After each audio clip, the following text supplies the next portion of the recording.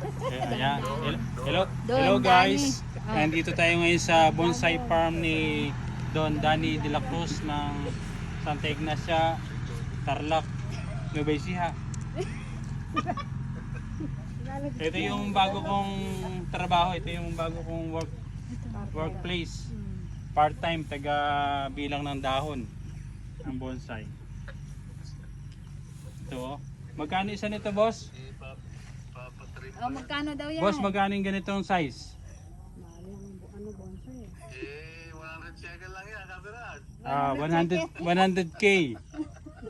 100k kasama yung kapiraso ng lote. 100 shekel. Ito yung bonsai ni Ka Danny de la Cruz ng Santa Ignacia, Tarlac. Ito yung mga ganitong variety mo. Ano to? Puno ba ng kwanto? Yung ano tawag doon? Yung tinitiran ng kapre? At yung kapre dito, bonsai din. May kapal sa may kapal. Ano tawag doon? Mabolo, no? Mabulo ba yun? Mabulo ba yan? Hindi. Balete. Sabi ko lang yun. Balete. Balete. Ade yung mga kwan dito, yung mga kapre, bonsai din. Wala kang kape.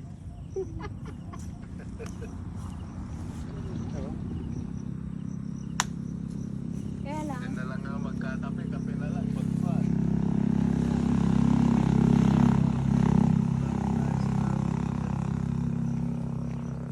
Yung kubo yun. Dalulong maliit nga lang.